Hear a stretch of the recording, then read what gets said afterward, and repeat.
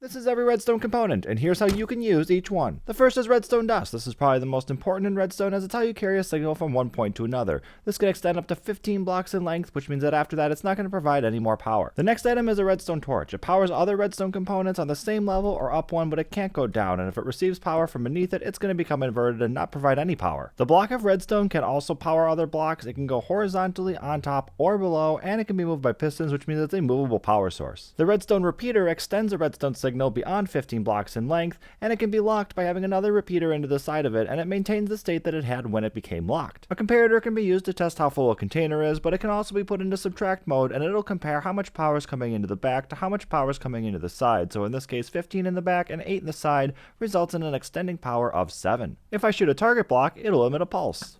You can put a piece of string between two tripwire hooks, and then whenever something hits it, you'll get power. The copper bulb comes in 4 waxable variants, and it will change its state whenever it receives power.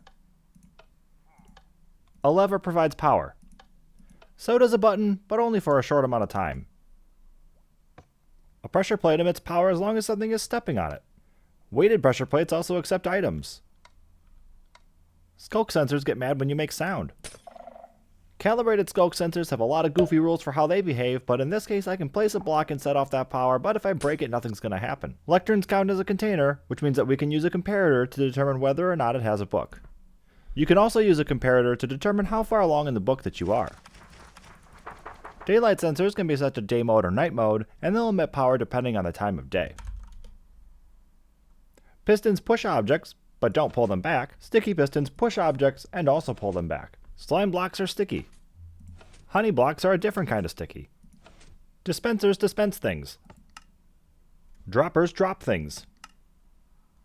This is a crafty little block that spits out blocks when you give it power. Hoppers act like pipes and move items around. And a chest is a container that can be read with a comparator. A trapped chest does that too, but it also emits a signal when it's open. A chiseled bookshelf emits a stronger signal when it has more books in it. A furnace is also considered a container, as is a decorated pot. Jukeboxes can interact with hoppers. And their brother the note block will play a single note on command. They can also be tuned by clicking on them, and play different instruments based on what's beneath them. The watching face of an observer emits a signal whenever it receives a block update. A composter can both interact with a hopper and be considered a container, so it can emit a signal through a comparator. And a cauldron is another container. Powered rails can be turned on and off. And detector rails emit a signal when they detect something on top of them. Activator rails don't like mobs and carts. And they really don't like minecart with TNT. Minecart with hopper is a movable hopper, and minecart with chest is a movable chest. Minecart with furnace is a movable furnace that can be powered by coal. There's a bunch of flavors of boat with chest, and they can interact with hoppers.